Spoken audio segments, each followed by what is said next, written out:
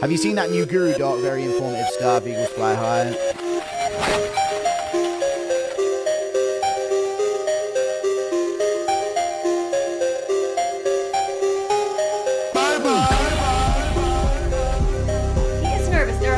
Right now who are being too dead in Palestine, and he is a white male and he is nervous.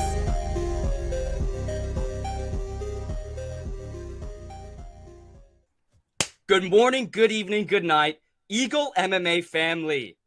Today is the Eagle's Nest with James Lynch. If you don't know who James Lynch is, you're stuck under a rock. You're stuck under a rock. Established MMA journalist with Sportskeeda MMA, Middle EZ, Fanatics View. He is the producer for the Gambler's Perspective on UFC Fight Pass. He has 57,000 subscribers. He has interviews with Dana White, Conor McGregor, DC, George St. Pierre, and most likely your favorite fighter. His name is James Lynch. James, please introduce yourself. I think you just did. Thank you for having me on, Eagle. I appreciate you having me on. Like I said, I watch your stuff, so happy to come on and chat about whatever you want, man. I'm ready. I'm ready for whatever. Let's do it. All right. Let's go right into the deep end. First question: what are your thoughts on Ilia Topuria's Rosicrucian tattoos and how much that has that played into his career? I think it's played a lot. I think that's probably the only reason he won that fight on Saturday. You know, you feed off that stuff. There's some sort of energy that you get from the tattoos. So I don't have any tattoos myself. I think that's why I get called Beta all the time on my channel. So I think Topuria is the exact opposite. I can't knock out Max Holloway. He can. So I think that's why, right? Hey, and first of all, I just want to clarify this. Anyone who's calling you a Beta is projecting. You are a complete exactly. That's what I said listen, too. Listen, we'll get into this later on into the podcast, but you have just absolutely bodied some of these other fake MMA YouTubers. But let's get into the next question, right? So we talked about Ilia Topuria, Rosicrucian tattoos. Maybe it's a little bit satanic. Maybe it's a little bit, ritualistic. Obviously, we also know that Israel Adesanya, Volkanovski, Tai Tuivasa, all these Australian and New Zealand fighters, they all also do shamanistic rituals with their indigenous people. So I wanted to ask you, who do you think are some other UFC fighters or figures in the MMA space that also do these sort of rituals and curses and so I think Alex Pereira is the obvious one, right? Like, if you want 30 extra minutes of the Eagle's Nest podcast with James Lynch, buy my memberships. It's only $5 a month. Wasn't that a thing? Like with Yuri, he says, please, Alex, don't do any rituals here. But, I listen, I don't think we live alone. I'll say that right off the bat. I think there's some other stuff out there. Maybe they're using that to, get whatever power they need in the cage. But I think that stuff's interesting. I'll be honest. I'm not on my game when it comes to, who's worshiping who. But I did see that quote from Yuri. I know Yuri's a pretty, nutty guy in a good way, right? Going in the dark for 3 days without any food and stuff. That's pretty intense. I don't think I could do that. Although I have had the power go off here, but not quite the same thing. And I think that it's just another facet, because there's this whole thing about martial arts where you got to live the lifestyle, and you got to think back then when people were fighting, there was definitely that spiritual element. And I feel a lot of that's got lost with today's society. So I think that's interesting. Yeah, I mean, you do see it with all these top UFC fighters. All of them, first of all, are usually religious in some sort. You rarely see any atheist top level athletes in general. Most of them are religious in some sort, and you do see a lot of them with Topuria, tattoos that Ilia Topuria has. A lot of these weird coincidences, right, where they just so happen to have a tattoo that in some old religion back 2,000 years ago would give you God's power. I mean, it's funny that people don't even try to think about this, right? They just see them to go, oh, that's funny. That's funny, and they just move on. It's okay, how about you use your brain? How about you actually if you look into any of this, right? You see it with LeBron James, obviously, one of the goats of basketball. I don't even watch basketball. I hate basketball and I hate LeBron James. But his whole intro thing is him doing literally a satanic ball worshiping ritual. He's blowing sand. He's doing the cross. He's doing threes or something. It's so weird. And you see it all the time with a bunch of other celebrities and everything. It's just funny to me that people look right past that. But I'm rambling a little bit. I want to get into something. Like I said earlier, You got some venom to you, James Lynch. You've got some nasty venom to you, and I hope you take that as the biggest compliment of all time. Because listen, you're Mr. Nice Guy, right? You're Mr. Nice Guy. Someone comes at you, you fucking get them. You tear them down, and that is one of the most admirable personality traits that, you know, in my perspective. What is your beef with Luke Thomas? So I wouldn't. Okay, let me clarify. Nasty venom's a little much. Like I'm Canadian. I got a reputation to uphold of, we're polite people and all that. I do my best, but I don't have a beef with Luke Thomas. I just don't like the way that he talks to people sometimes in like a, I'm the smartest guy in the room type attitude with stuff. Like I remember, I always bring this up on my channel, but there was one time when he was talking about like health diets, and he's like, diets don't work. And I'm like, I don't know, maybe they do for some people, but I'm like, if Luke was like a top fitness influencer or health influencer on social media, I would be like, okay, that kind of makes sense because, he's one of those guys. But you cover MMA, like, what does that have to do with anything? I think just his attitude towards certain things comes across as like the smartest guy in the room, and I think that's off-putting, and that's why I'm not a fan of that stuff. Like I said, I wouldn't really say I don't really have a beef with Luke. I've seen him at events. He's a big guy, man. He'd friggin' tear me apart, but yeah. That's one of the things that he does that I don't like, is the whole like, kind of talking down to people a bit. And listen, I get accused of this too. And you mentioned the venom. Like, I'm just one of those people where like, I don't want to live in a world where people can say whatever they want and you can't reply back. And then if you do reply back, you're crying or getting angry or whatever. I just, I think people should have the right to stand up for themselves if people are talking smack. I don't think there's anything wrong with that. So that's my thoughts on Luke. Yeah, no, he does have this very like pessimistic, like kind of like a girl attitude. He acts like a girl, right? He goes, you're stupid, diets don't work. It's like, okay. First of all, they do, right? Let's be honest. Diets obviously work. It just depends on what your body type is. Like if you're Irish, you should not eat any leafy greens or you'll get, kidney stones, something that I have to look out for, right? So I shouldn't be on a green diet. I've literally like had like professional like doctors and shit tell me I need to literally just eat some fruits, avocado, coconut, and then meat, dairy, carbs. If I eat greens, it's usually bad for me. So they do work, but it is, I'm rambling. I'm rambling because I have so much excitement. I can tell. I can feel the energy here across the screen. It's great, man. I love it. I just, Luke, like the thing with Luke is, I think, obviously he's very intelligent and smart and stuff. My thing is like the kind of the way he interacts with people online a little bit. And I think it comes, what it reminds me of? Like everyone had a teacher like this growing up. Maybe that's where it stems from. Maybe I had a teacher when I was growing up that's like, I know everything, you know nothing. You don't get to say anything like that. That's kind of the vibe it gets. But, there's some stuff about Luke I like. We like the same hockey player, Alex Ovechkin. I know he lives in Washington. He likes the Capitals. I'm down with that. Little Eagle tie-in here. This is Eagle MMA, the Washington Capitals logo. Their old one was the Eagle. So this is all coming together. We're sinking our talons into this today.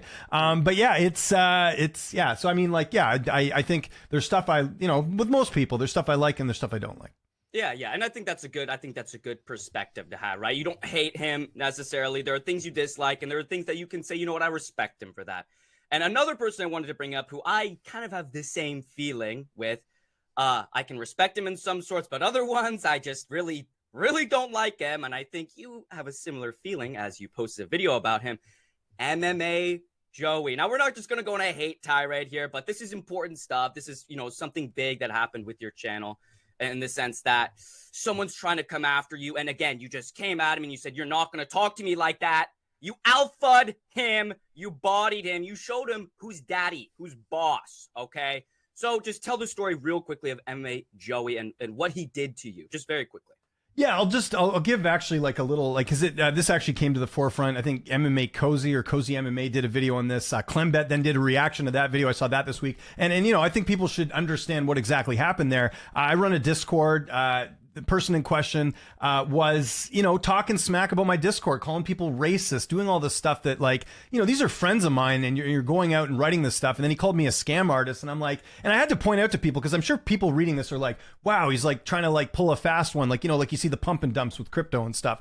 That's not what happened here. I charged $3 for my Discord. We had some people who I found out were talking pretty badly about people in my Discord. So I booted them out, and I actually let them know. I said, look, like, I saw these screenshots. Like, you can't really go back on this. It's like, you cheat on a partner partner or someone in a relationship, it's hard to go back when that's happened. I kind of felt the same way with that. So I booted a bunch of people out. He didn't like it, including him. He used to be in my Discord. And then out of nowhere, he tries to do all this stuff for clout and writes this huge tweet thing. So I had three options.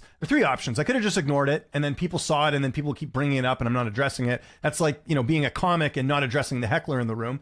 The second one is I could have tweeted him back, and then I'm going to have all his fans or all these other people who don't like Twitter's too hard of a place to argue. But you know what? I'll go online. I'll get my fans to give him the lowdown. I feel like this was coming anyways because we have a lot of differing views. So I put this video out, and not only did I put the video out, I had Marcel, who's just past 100,000 followers on Twitter, one of the most legit newsbreaker guys in the UFC, come on and back things up because I didn't want people to just think, oh, well, he's just saying this because it's his side. I have Marcel backing me up. Marcel, you're not going to find many people who don't like Marcel. He's extremely well respected. So had him in the video, laid out the facts, went through everything and said, this is why it's BS. And he's had a habit of doing this before where he'll, not Marcel, I'm talking the other guy in question. He will say things that are like not true at all and like heighten them and make things up, like implying that Neil Magny is a child abuser, which by the way, if people don't know, that got so serious to the point of where Neil Magny and his now ex-wife were splitting. That was something that was brought up because of people like him calling him a child abuser. Neil Magny's not a child abuser. He made a bad analogy. I'll give him that with the whole thing about how, I'm going to whoop this guy's ass like I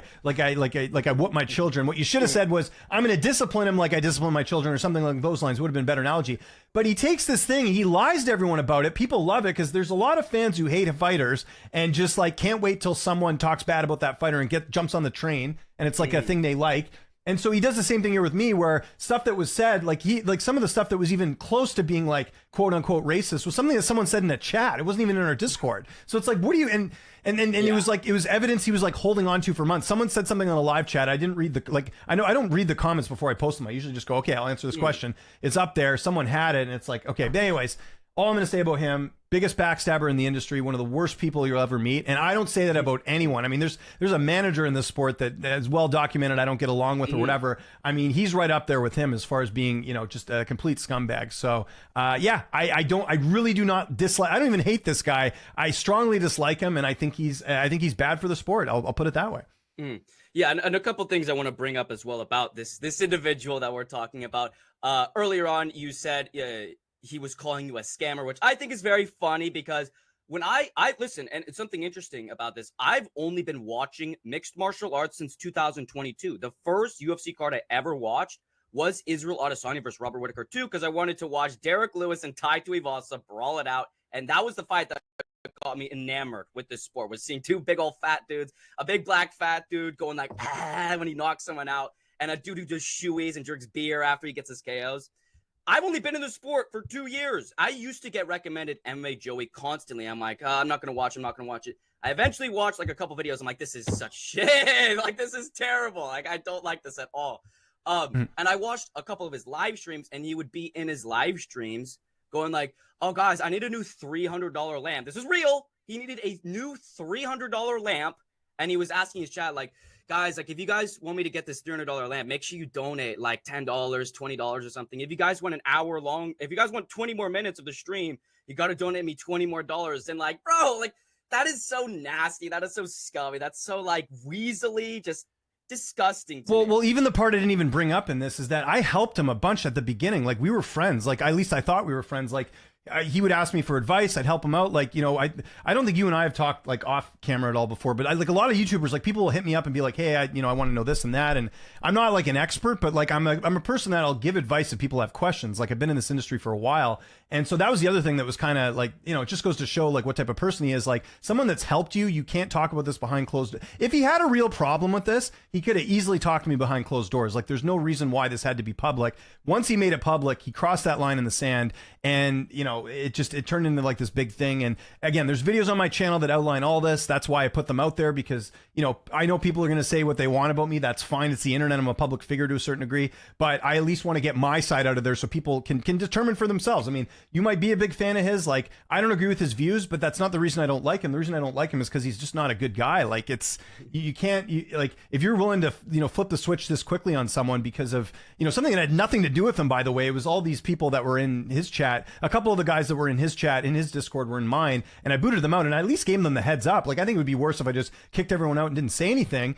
And like, you know, trying to discredit my reputation. Like, I actually work in this industry. I interview fighters. Like, this isn't like a I'm not like Guru where this is my full-time job. Like, YouTube's like part of what I do, but it's not even close to like the money I make, you know, doing interviews and stuff and paying my mortgage. So yeah, I mean, that's, people can decide for themselves. I'm not, you know, I could post a photo of my cat online. People will be upset with that. Oh, why isn't it a dog? You know, like, again, that's how the internet is, but I don't expect everyone to like me, but I at least want people to know the truth. And the truth is, he's not a good guy, man. He's not a good guy. Absolutely right. And like I said, like, just very under the table, like sleazy kind of guy. He's from Baltimore. I think that kind of explains it to everyone.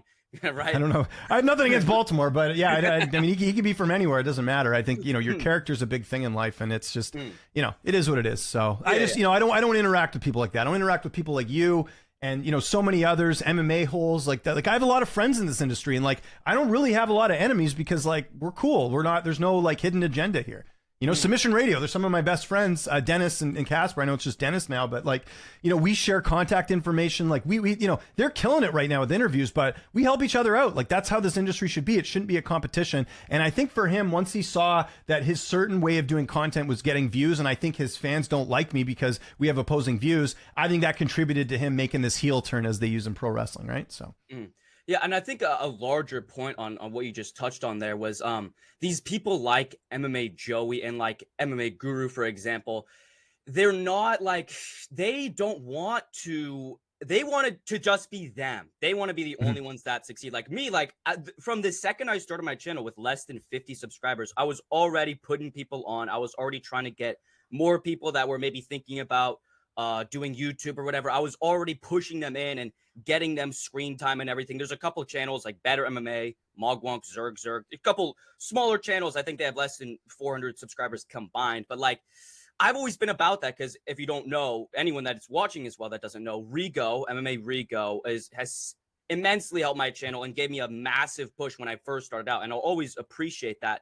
But then there's people like Guru and there's people like MMA Joey, where their fans are just like, I don't want to say all of them, but most of them are loser incel teenagers that are just angry at life. They're all like anti-Semitic and like white supremacists. Unironically, the fact, sorry, I know I'm rambling here, but the fact that I'm the one that has to call these people white supremacists and anti-Semitic, that is insane. That is insane. Yeah. Why am I having to call these people out? Well, I think too, let's be clear. It's not all of them, but like, yeah, the thing I don't like is like the mobbing channels. Like, that's something Guru and I had a thing like a while ago. I brought him on my show. It turns out like we're fine. I don't agree with how he does his content sometimes, but that's his audience, right? Like, he's that big because he's tapped into that audience that likes that type of stuff. His fans still, there's some that don't like me, even though I've been pretty cool with him. Like, I did a press conference with Duplessis earlier this year, brought his name up because I know he went to travel to South Africa and talk to him and stuff. And like, you know, some people get me, but people don't. But that's how the internet is. We're so impatient in today's society, where if you see one thing, it's like, oh, my mind's made up, I don't like him, whatever. Like, you could, you know, even though I have hours and hours of streaming and where you can really get to know me and know what I'm about, like you know how I am, right? But people want to have their minds made up, and it's very tribal. That's why you also see a lot of fans of Guru that like have like names that sound like him online, or they have a profile photo of him. Like, that's kind of weird in my opinion. Even the ones that do it with the fighters, where it's like, they're like, I talked about this, I did a video on recently about like the different type of MMA fans, and there's fans that like, they wake up every morning, I got to defend Khamzat Chimaev as an example. Like, you know, like, I got to go through, I'm going to go search the internet right now. Who picked against him? Oh, we're going to get all our friends. We're going to gang up on him, and they're going to know the truth that he was counted out. Dude was a betting favorite going into the fight. Like, give me a break. If you're going to rub it in that you picked a big betting favorite in a fight, like, you got to find more to do in life, man. It's as simple as that. Yeah, no, I think, yeah, exactly. Like, they've just like kind of polarized this already impressionable audience, right? They're making it so that you're either team Joey, you're team Guru, or you're either on their team or you're against them. And like, obviously every single channel has a little bit of that. I'm a little bit polarizing. Like, I'll admit that I'm very polarizing. I say, you know, F Guru, F Joey, I'm the best. If you don't watch Eagle MMA, what are you doing? And I do that for marketing reasons, obviously, because I'm a legit businessman. I make some of the best business and marketing. I've revived my dead channel about 5 or 6 times. I think that gives me a little bit of credit to show how good I am at marketing and business. And you stand out. That's one of the reasons I watch your stuff too. And sorry to interrupt and being a bad guest here, but like, it's you know, you got like, there's so many people doing YouTube content. Like, when I started, and it's always been a part-time thing for me, it's like they're like, I remember there was like no Guru, there was no Jesse on Fire. There's like MMA Holes was around when I was around too. And we've sort of all kind of gone up our own way, but it's like, it's just different now. Like everyone has a channel now. Like I'm amazed every day when I log on to my recommendeds page and there's like a channel I've never heard of. And it's like, oh, they've been around for like 4 years. It's like crazy. Like, but it's so hard now to find that lane because everyone's doing the same thing. Everyone does the live streams during cards. Everyone does a UFC preview. Everyone does like the, you know, we're all talking about the same topics. So it's harder to like break through. And I think, and I talked about this in a video because, you know, me being on both sides of the coin, I cover events, I interview fighters, and then I see the YouTube side of things. Like the YouTube like hate content is like the most popular stuff now. That's why Guru's so successful. That's why he's getting better numbers than Ariel, because like a lot of fans now, I think a newer breed of fans, I don't even think they like fighting. I think they like talking about how they're right and you're wrong with fight picks, or I like this guy and, you know, this guy's soy or whatever, or I hate Jamal Hill. You know what I mean? Like it's all these, it's a new audience of like just people that love to hate on stuff. It's really weird actually. And I'm an older guy, so maybe I see it a bit differently, but I grew up in a much different era than what we're seeing now. That's for sure. You know, yeah, I mean, I'm Gen Z, and I even see that as well. It's not even about you being old, even though, listen, you are a bit of an old head. Listen, I'm not gonna lie. No, I'm old. I'm going to be 40 next year, and I'm proudly wearing it, man. I think I look all right for 40. I still got all my hair. How old are you, Eagle? I haven't asked you that. Listen, maybe that's not public or keeping it under wraps. Give me a ballpark, 20 to 25, around there, or I grew up older? in the 2000s. I grew up in the 2000s. Okay. I'll say that. Okay. Okay, so you're a bit older. I'm still waiting for a specific reason. I have a specific date. No, I get it. I don't want to blow your cover, man. If you're like Batman, that's, you know, that wouldn't be good. I definitely don't want to do that. But it's kind of ballparking it there. So, you know, it's absolutely fun, right? My first and last name are publicly out there. I've put that out. If someone really wants to find my name or my age or whatever. That guy we just mentioned, he has a bad habit of doing that. He's actually jocked 3 separate YouTubers, which again is scumbag behavior. So think of who you're supporting when you know this is what they're capable of and how petty they are. So, you know, just saying. I've never doxed anyone. Yeah, no, it's petty is really what it is. They just have, like I said, they act like girls, they act like women. They go, I'm gonna get you. It's like, okay, let's just have fun. I didn't see. So you know what's interesting, that MMA Cozy video, I couldn't see any of the DMs that were in his Discord. There was a guy who's like, we're gonna James Krause him. I'm like, because I kicked you out of a Discord chat. That's really like, oh my, I have to get a vendetta because you kicked me. It's like, dude, if that's the biggest worry in your life, you are like, you got your priorities completely wrong, man. Like there's people who can't even like afford to like, you know, go out for a meal these days, and you're worried about what I'm doing. Like, give me a break, man. So, well, anyways. Yeah, I mean, yeah, I think a lot of these people are on government benefits, right? You were talking earlier about what was it? You were saying earlier about people who have like names that are mimicking Guru or mimicking fighters. My most popular video, which I don't know if you've watched, I'm not going to name drop it because I don't want to ever say that man's name ever again. But my most popular video is literally about that person. It's a ripoff of the MMA Guru. And he's literally on government. Well, he's on government benefits, and he's the one in every single live chat going, oh, this, that. He was one of the people who originally had Guru's name and his pictures of his house and everything. I'm just seeing this now. How did I miss this video? Oh, you did it like 11 months ago. Yeah. I've never seen what that guy looks like, so that's interesting. Just saying. But yeah, funny little quote from Guru. He looks like the type of person to be a PDF file, right? That's another thing. Yeah. I know what you're saying. I'm up on the lingo. I got 2 kids. I'm working on it. Yeah. But let's move past that, right? Let's move past. Yeah, of course. Yeah. Whatever you want to talk about. Negative energy. We don't want that negative energy around here. Ew, disgusting. Get me away from that. Okay. I also wanted to say something. Sorry. Don't worry about it. We got lots of time. Don't worry about it. I accidentally closed my notes. Sorry. Let me get this back up. It happens. Bring them up. Got to do it on the fly. So earlier, you were also talking about an MMA figure, another figure that you have beef with, that was preventing you from doing certain things. His name is Ali Abdelaziz. Can you give a quick rundown to the viewers that maybe don't know? I got banned from him like years ago because I did an interview. I'll tell you exactly what happened, and I have a number of videos on this channel about this. But like basically back in 2019, I think it was, or maybe earlier, it was the BMF title fight, the first one, Nate Diaz and Masvidal. I interviewed Masvidal's manager, and he had just gotten into a scuffle with said manager there a couple months before, and I said, and all I said in the interview was, I said like, hey, what's the deal with you guys? Like, have you seen him? Is it still like an issue? Because it was like front page news. He basically slapped him at a PFL event. Anthony Pettis was there too, and all this stuff happened. And then I guess he didn't like that I brought that up, and so like I've been banned ever since, to the point of where like, if I go reach out to his fighters directly, he had his PR girl be like, you need to take this interview down, which I'm like, good luck trying to do that. Like you're trying to get me to like make your fighters have less promotion. So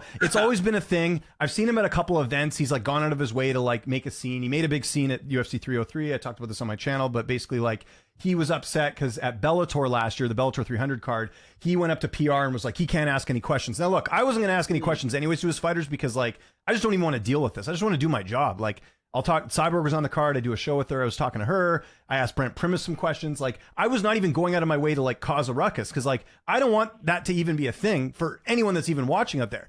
So he does this, and I found out about it. I'm like, oh, I'm going to make a video on this because people got to know that this is what he's doing. He's going behind the scenes and like trying to like disrupt what I'm doing when I didn't even like do anything with this fighter. So it's like I could see if I did it and then he like got upset and was trying to prevent it, which he doesn't have a right to do. Bellator gave me the credentials. I can talk to whoever I want. It's not up to him.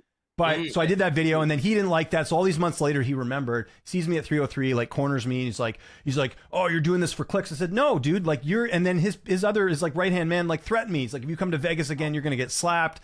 And so I talked about all that in the video and I said, like, this is what's going on, just so people know. Like, people hate the media, but just so you know, this is the type of stuff we have to deal with. So that's it. I've tried, and people always ask, like, why don't you just put it behind you? Like, I'm trying. I would love to interview his fighters. Like, I don't even want to worry about it, but he's going to hold a grudge for life. He holds a grudge for life against Ariel as well. I'm not the only person who's banned. Like, there's Ariel, there's other people. And, you know, a lot of his fans are like, oh, that's why you're hurting for interviews. It's like, I'm not hurting for interviews. I interview UFC champions, people all the time. Like, it hasn't really hurt my business. Like, yeah, it sucks. But here's the thing that people got to remember too. Even if I was on good terms with him, I'm not getting Islam or any of these big names, right? Like, that's going to like, you know, the really like the big outlets. And I'm not a big outlet guy. I'm independent. I work for, you know, like you said, Sportskeeda, Middle Easy. These are like, you know, really respectable outlets, but not ones that are as big as say like your MMA Junkies. So it doesn't hurt me at all. But yeah, it's honestly, it's, you know what I look at it as? It's like having a mosquito bite. Like, it's there. I got to deal with it. I got to itch it every now and then when it's, you know, it comes to the surface, but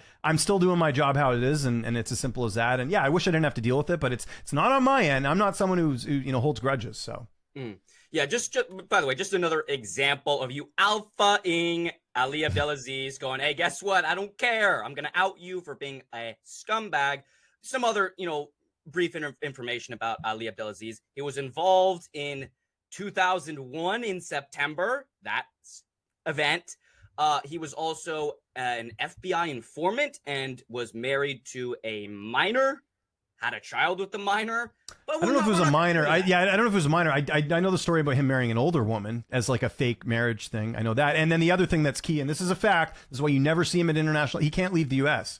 So that's the other thing. Like, that's also why I'm not like super worried about him because, like, you know, if I go to an event in Canada, I don't have to worry about him. Like, he can't get in. So yeah, no, he was an FBI or CIA informant for that's correct. Yeah. You if you Google it, there's information out there and stuff, and like, whatever, like, I don't even care about any of that stuff. It's more about like him preventing, it's hurting his fighters. That's the thing I don't think he realizes, that like your Habibs, your Islam, they're popular no matter what. Like, they've got their fan base built in. The fighters that are on the come up, you know, we hear fighters talk about pay and stuff. Like, if you're more popular, you're going to get paid more. The UFC is going to put more into you. The less media you're doing hurts you. And like, I'll interview anyone for the most part. So it's like, you would want someone like me to like get that little bit of extra exposure or whatever. So, but he thinks it's like hurting me, but it's not. It's hurting his fighters at the end of the day. So that's how I look at it. Yeah. And that's one thing I can respect about MMA Guru. Obviously, I don't like the guy. Don't like MMA Guru's guts.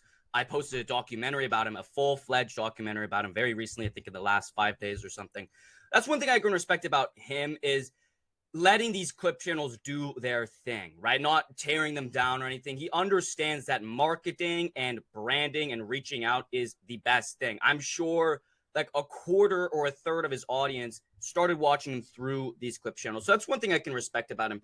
One more thing I wanted to talk about as well was you were saying earlier about the MMA YouTube space and how everyone does the same thing. Everybody does companions. Everybody does predictions. Everybody does recaps.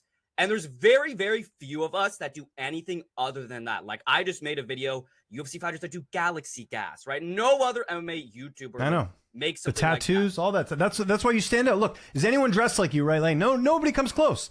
You got it done, man. Like, but that's what you have to do. Like, there might be people who watch you and go like, what is this? But you at least notice it. Like, there's no one that's like you on YouTube, right? So that's what separates things. I think a lot of people are trying to be like Guru. There's only one Guru. You know what I mean? Like, it's as simple as that.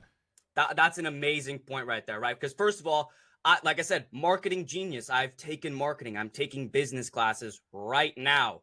Hollywood hair theory, making yourself stand out, having something that is recognizable. David Bowie has the hair. Michael Jackson has the hair in the face. Every single high level, A-list, whatever. Anyone who's famous or popular at all has something recognizable about them. Conor McGregor with the tattoos, right?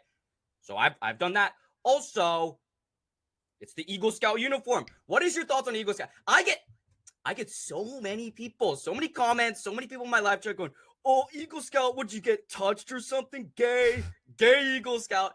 Please tell me you respect my work for my country. I was, yeah, no, and listen, I was in Scouts when I was younger. I did the, the overnight trips. I don't, I must have not been attractive enough if I wasn't getting, and so obviously I'm not downplaying sexual assault. Let's just be clear about that. But I had to throw that one in there. That's a Dom Herrera joke. If you know Dom Herrera, really good comedian, older guy.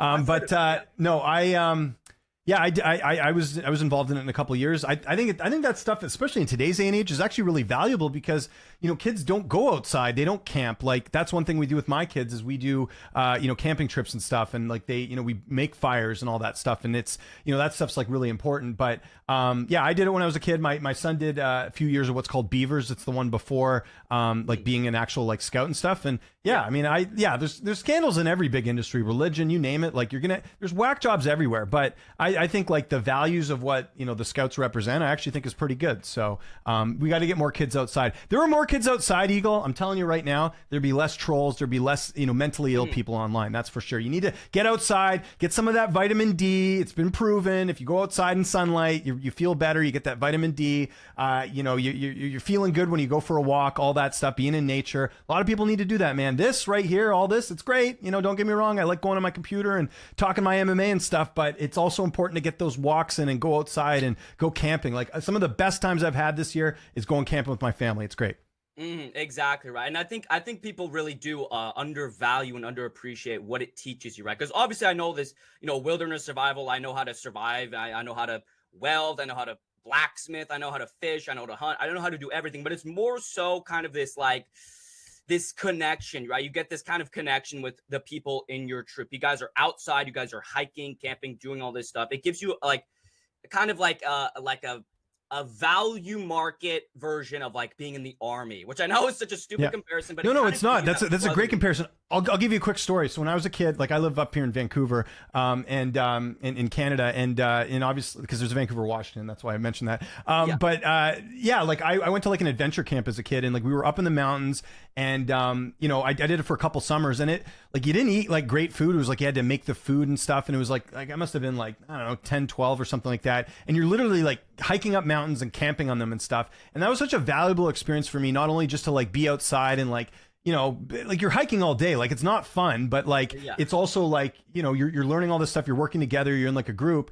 But the other thing that really helped with me too is like when I got older and I went to like university and I was living on my own, like it wasn't a big deal to me because like when you go to camp, you're by yourself, you're relying, like yes, you have an instructor, but you're kind of on your own. Like you don't want to do this, too bad. I remember I got food poisoning on one of those trips and I still had to hike and it sucked, but I overcame that and it kind of taught me like, hey, like, you can do anything if you put your mind to it. So it toughens you up is kind of what I'm saying. And I think we need more of that in today's society. Exactly. And one thing I am kind of sad about is like, obviously I'm a lot younger. Like I said, I grew up in the 2000s. So I think I have a more modern perspective of scouting now. Like when I was leaving my troop and I was eagling out, the people that were coming in, all the Cubs that were coming in and becoming Boy Scouts, they're all like, I don't want to like insult them and everything, but like they're all a lot more scrawny, a lot less active. Like they couldn't do like my age group was doing 50-mile long terms in the span of 6 days at like elevation, like high elevation. These kids like can't do 10-mile like day hikes. And it's like now obviously the Boy Scouts of America is the scouting organization of America, and it allows girls. There's like a merit badge that's like about like diversity. There's like a diversity merit badge and it's Eagle required, so you have to do it. And it's kind of just like poisoning this great thing that we have in America. And another thing as well is like I brag about it every single chance I get because I can do that. I have like 400 community service hours. And like every single one of them was for scouting, every single one of them. So like it forces you to work with your community. It forces you to be a leader. It forces you into these uncomfortable positions that, yeah, they suck, like you said, but once you get past it, you'll see the light in it. Once you get past, you'll and see that's how so much important in life, man. Like to overcome adversity, like to have struggles. Like I wasn't really taught that when I was growing up. I was like, man, like I can't catch a break. I remember being in my 20s and being like, this isn't working out. And like I turned out okay. I mean, I get to cover this cool sport and all that stuff. But it's such an important thing to learn is like, having to like challenge yourself and break through. And like I think that a lot of people, if they have, because your perspective's different. I bet you doing those 400 hours, you have a totally different perspective than a lot of people that are your age because you've gone through it and you've learned things and you've built skills that are going to be carried with you through the rest of your life. And I think that's something that's been lost in today's society. We need more of that. Like I think like, I'm not going to give you my whole political views, but I think that like, I want to live in a world that was close to what I had growing up, because I think a lot of the values that we had then were, more at the forefront. And now we're like losing that. We're like going down a dark path and a different path. And that's what I'm trying to give my kids. That's why like, any of the sports that my kids play, like I drive them to it. I'm involved. I'm not just, on my phone while they're playing. I'm trying to be involved. That's why I coach soccer and stuff. And if you're there and you're involved, you're going to have kids that grow up to be pretty good because they're not being ignored and they're not, they're doing things that are positive. I'm not letting my kids be parented by a bunch of YouTubers or, whatever, like, because a lot of people, they're on their tablets all the time, right? So it's a bit different. And that's exactly my point. That's literally what I was about to bring up is iPad kids. You obviously seem like a fantastic father. Seems like your children and your wife have a very good role model to look up to. But a lot of these kids don't. A lot of these kids are literally raised by iPads. Like I said, these cubs that I was a den chief as well. I have my den chief service award. I have my den chief service award from bringing my cubs all the way from wolves, integrating them into my troop. And like all of these kids were growing up on technology, playing Fortnite, growing up on iPads with all this shit. And like, that is like it's the biggest comparison ever. Like it just so happens that all these kids that are growing up through technology, through iPad, through YouTube, through Fortnite, through video games, all of them are turning up to be like weird. All of them have glasses. They're all like stupid. Kids cannot read. I mean, that's like the craziest thing.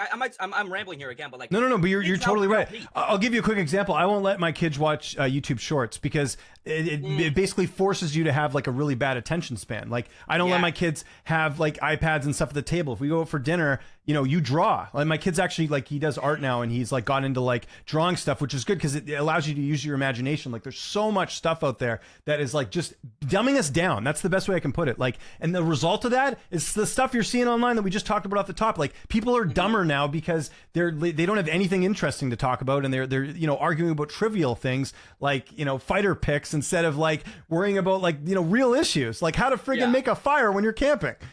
Exactly, and like it rots their brains. It eliminates your imagination. These kids cannot think. If you have an iPad kid and you lock him in a room, maybe not lock him in a room, that sounds creepy.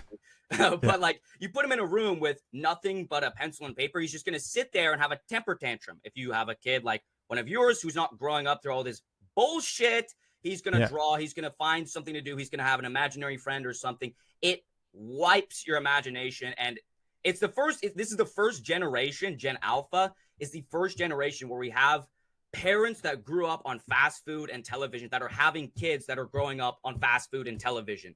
It's like this weird genetic mutation, and it's going downhill. But we still have a chance. We have people like me who will be able to teach the younger generation of the better way of, we can use the internet. Like I'm not some old head going, old internet, being a social. I saw this tweet the other day going, being a social media campaign manager is not a real job. Okay, well, you make $200,000 a year if you're a social media manager. So maybe it is a real job. You can take the modern and integrate it with the past, which I believe is from my parents, who were amazing parents, the best parents in the world. They are the ones who integrated me into scouting. And I have part of their way of thinking of the older times of like, get all this bullshit out of here. We don't want fast food. We want natural shit.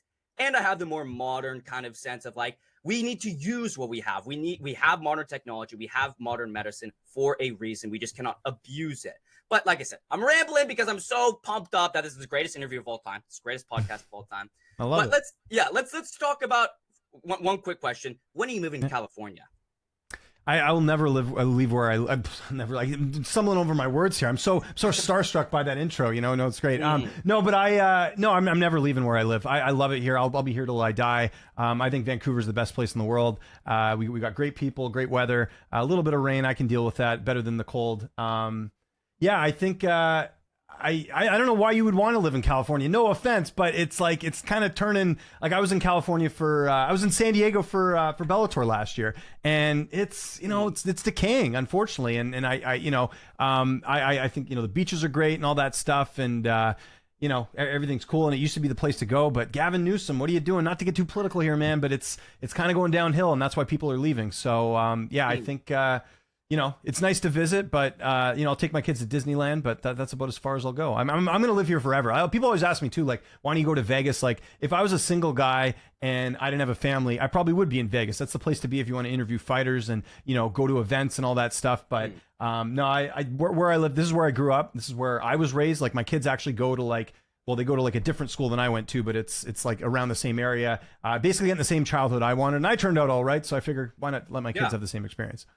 Yeah, now listen, I'm not going to argue you on California because California is the greatest state of all time, and where I live is the greatest place of all time. Listen, obviously people like Gavin Newsom, they're ruining the country, but we have the best beaches. You ain't got, listen, maybe you have a beautiful wife, but you ain't got women like Cali women, okay? Cali women are... I don't know, man. We got some international flavor here, man. You should see what we got going on in Vancouver. Let me ask you this question. Have you been to Vancouver before? I'm going to guess no. I've never been outside of the United States. I've gone to like... You got to get cultured, man. You got to get cultured. Yeah. Well, I've been around the U.S. though. I've been to New York. I've been to New Jersey. I've been to West Virginia, Arizona. Have you been to Baltimore? Nevada. No. Never. I'll never step foot in Baltimore ever. I don't want to get No. You got to come out. Listen. Vancouver's not that far. It's a hour or two flight, not even. We're close to Washington State. I actually I like going to I actually go to Washington State to go to the Costco there because it's so much better than the one we have here in Canada. We don't have alcohol in the Costco's here in Canada. Not that I'm a big drinker, but I'm just saying that's like one major difference that we have. And there's a lot just better products there. But what I was going to say is that, I recommend to anyone watching this, travel as much as you can. That is something that an education cannot necessarily provide. It's life experience. It's seeing different things. There's a lot of places in the U.S. I haven't been. I've been to California a handful of times. But yeah, I think it's good to broaden your horizons. I would put you up to the test with the good-looking women. There's a lot of good-looking women here in Vancouver because people got money. It's not cheap. Like I live in the burbs, but people who live like downtown Vancouver, one of the richest places in Canada. There's a lot of high-class women there, if you know what I'm saying. Mm-hmm. Yeah. And I've been to Washington as well, and Oregon and everything. Fuck. Why am I? Oh my god, bro! I'm ruining this, bro. How am I letting my phone go off, bro? That's crazy. I didn't even hear it, so you didn't ruin anything. You could have just been lying. I don't know. But let's talk about some UFC, right? Let's talk about some UFC, right? Just recently, I think this happened today. Bilal Muhammad is out of UFC 310. When do you think he's going to return, and what do you think is going to happen with Shavkat and the main event of that fight card? Okay, so let's start with the Bilal thing first. I saw the photo of his toe. There's a guy who's in my Discord whose dad is like a doctor. It's a really bad infection. There's no real timetable. This is what I'll say, because I see a lot of people saying interim title. If he's going to be out for an extended period of time, and when I mean that, like, let's say he's not going to fight till past when he won the title, then I think there is a case for an interim title. If he's going to be back, like, before the time he won the title, which is before July, then I don't see a reason to do that. Now, Shavkat has not fought since last year. I think he would want to be active. Yes, you have the title shot. Yes, it would probably be more enticing to have an interim fight, but, I think he also doesn't have a top 5 win. He could keep active. It's unfortunate circumstances, but I think to me, it's like a carousel right now. You got Leon, you got Usman, you've got Sean Brady, and you've got JDM, and you've got Ian Gary. There's 5 opponents potentially that he could fight, which is, if my math's correct there. I'm never good in math. That's why I'm doing this. But it's one of those things where I think you could find one of those guys to fight Shavkat. And then you do that, at least Shavkat's keeping active, because, if Bilal's out for a while, you don't want to be sitting on the sidelines. Like, people forget it was supposed to be Shavkat and JDM. JDM had some issues with his surgery, with his wrist or whatever. He wasn't fully healed. So that's why that fight didn't happen. So, he was getting the title shot because, hey, like, someone's got to fight Bilal by the end of the year. So now that that's out of the equation, I don't think it's the worst thing in the world that Shavkat fights someone else. But it really depends. Now, as far as the main event goes, Alex Behunin, shout out to him. Go check out his stuff on Twitter. He's one of the best in the business. Apparently, they've called Pereira. They've called Pereira. So, are they going to make Ankalaev fight? Is there someone else they have in mind? Would they pull like on Carlos Ulberg from his fight with Volkan Ozdemir and put him on that? Like, I don't know. I think anything's on the table right now. I will say this, though. The UFC continues to not think that far ahead because, you know, I preach this. I don't know how you feel about this. I think they do too many events. I think if they had less events and then they would, as a result, would have more fighters, you know, ready in the wings to, you know, help a card like this rather than just having to go to your default, which is Pereira. Like, Pereira should not have to fight again. Like, he's fought 3 times this year, and a lot of, and pretty much all those have been short notice, right, for the most part. So I think, like, yeah, they could get Pereira to fight, but I don't know. I just feel like UFC's got to come up with a better plan of like having like backups. Unfortunately, Pantoja and Kaya Sakura is not going to be a strong headliner. They could do that as well. They might end up doing that, but I'd say if I'm betting right now, they'll find some replacement fight, and I don't necessarily think it will be Shavkat fighting someone in the main event. I think it could just be Shavkat remains on the card, and then they add another fight. I think that's what they'll end up doing.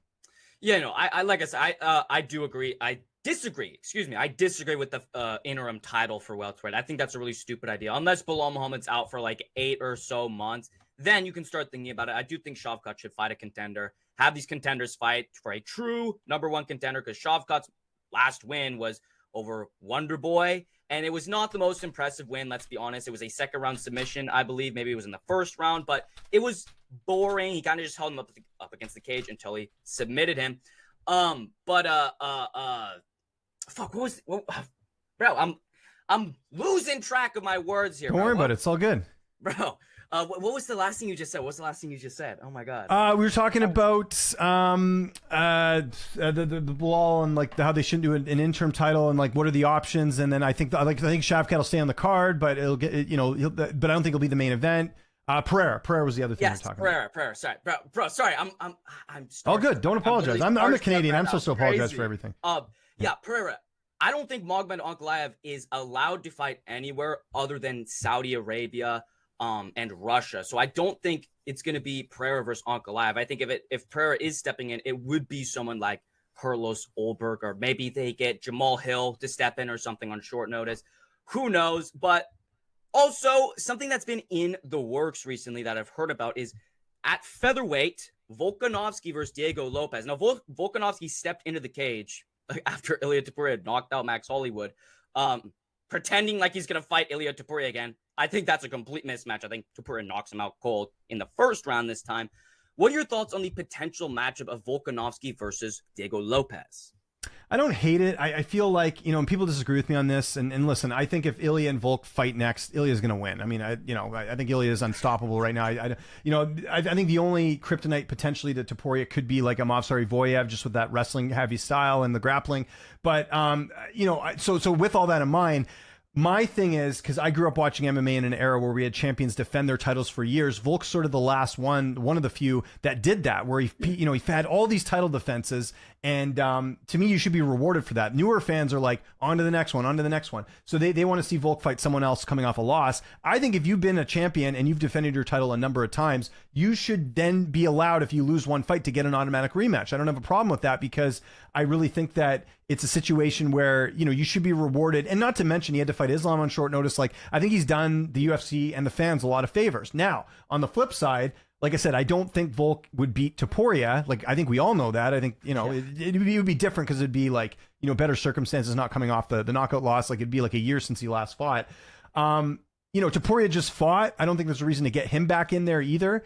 So I don't mind it. Like, I think Volk's earned the right to get the immediate rematch, but if they wanted to do a Diego Lopez fight, like, he's sort of the guy hanging out there. And then you've also got this Aljamain Sterling and Movsari Voyev fight as well that could potentially produce another contender. So I don't mind it. I think if my first choice would be Volk getting it, because I'm a merit guy, I think that makes like more sense. Volkanovski's manager coming out, though, and saying this is not happening. It's not true. So that was reported this morning. So we'll see what ends up happening. And then, by the way, can we also just throw this out there? Volk is not fighting on UFC 310, guys. Like, we got to slow the brakes down. He's coming off 2 straight losses. He already did the UFC a huge favor by taking that Islam fight last year. He's not going to fight Diego Lopez on short notice. Like, get that out of your head. Like, that's another thing that annoys me about newer fans. Like, they never think about the optics of things. Like, people were so happy when Yuri and Pereira fought, and it was a great fight. But, like, we just saw that fight like months before. Most people thought it was going to end up the same way it did the first time. Spoiler alert, it did end up the exact same way as before.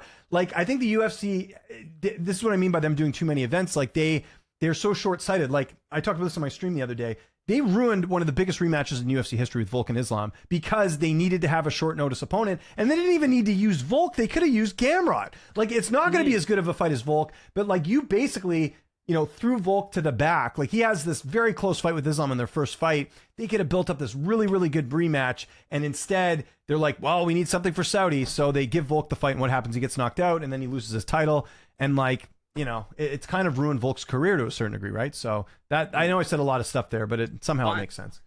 I think with the UFC, like, listen, I'm a businessman. As I said earlier, I'm a businessman, so I can respect the business of the UFC. I don't mind having some shitty cards like Moreno versus Albazi. I don't necessarily mind having those sometimes. I do think maybe they should cut down a little bit, maybe just get better quality, spread the quality throughout the cards better rather than having, this one giant card where it has every single good fighter ever, and then you have Moreno versus Albazi where the co-main event and down is just like, oh, why am I watching this? But I can see the fact of that, of like, they do need to kind of slow it down a little bit. They need to be a little more big picture. They're a little too small picture in the now. What makes the most money now? They're not really thinking as much as what's going to happen in 3 months. Is this fighter going to be ready? There's also obviously a lot of business dealings in that as well. Like, you can try as much as you want to get somebody like Mateusz Gamrot, who they said was the backup fighter. They said Gamrot was the backup fighter for that fight. And then, no, it's not. Actually, Volk's coming in. Okay, good job, UFC, just immediately going back on your word. But like, sometimes these fighters, it was a very popular thing with Tito Ortiz, where Tito Ortiz was like, oh, Dana's not paying me, but he was also asking for $250,000 right before the fight started. He said, I'm not going to fight without that $250,000. So like, there is some underground, behind the scenes business dealings of like really actually having to force these fighters and having to take compromise to get these fighters to fight, which I think is another thing that people don't really understand as much, as the UFC is a business. At the end of the day, it's a business. They're not always going to be able to get something done, right? If Bilal Muhammad pulls out against Shavkat Rakhmonov, they have to fix that. They're not going to get an easy fix like, oh, well, we'll just get Shavkat to fight Usman. It's not that simple. Maybe Usman wants $10 million, and he says, I'm not going to fight without $10 million. And you go, well, we ain't got Usman. But I also wanted to talk about some other non-UFC things, because there are some other non-UFC things happening. Jake Paul versus Mike Tyson is live on Netflix on November 15th. This fight was previously announced. Mike Tyson pulled out to, I believe, in brain injury, if I'm correct about that. He pulled out to, I think it was wasn't it like a it was like a heart thing, I thought. Let me I'm trying to, I'll take your word. Either way, he couldn't make it. Yeah, some sort of health thing. Might be because he's an old fighter. That could be it too. But listen. Let's wrap this up here. I'm gonna give you a taste of your own medicine, James Lynch. I'm gonna put you on the spot here for the outro. Yeah, we're gonna do rapid fire questions. Let's do it. I'm born ready. All right, are you ready? Are you ready? Yeah, let's do it. Okay, I'm gonna just go fast. I'm gonna go fast. All right. First one. What is your favorite movie? Bloodsport. What is your favorite TV show? Sopranos. Favorite cheat meal? Ice cream, Dairy Queen Blizzard. What is your favorite travel destination? That's actually a good one. So many good places. Arizona, Mesa, Arizona. My grandparents used to have a, yeah. Okay. What is your favorite animal? Cat. Do you have any hidden talents? I'm pretty good at hockey. I am. Like, back in my day, I was, I especially roller hockey. I was very good at roller hockey growing up. What is your biggest pet peeve? People who put their ego ahead of other people, and like, you can clearly tell they're lying, but they're just like, they're insecure, so they have to feel like they have to brag about things. Also, people who are cheap and like brag about like the sales they get. This is what people got to realize at the end. I know this is rapid fire, but let me just a quick rant here. It's okay. If you get a sale on something, like if you get a deal on something, if you have the money to afford the thing you're trying to buy, that's irrelevant if you got a sale on it or not. It doesn't matter. If you make enough money, it doesn't matter. Like, the people are like, I got a really good deal on this. If you can afford to buy something, that point is irrelevant in my opinion. Okay. Who is the best striker?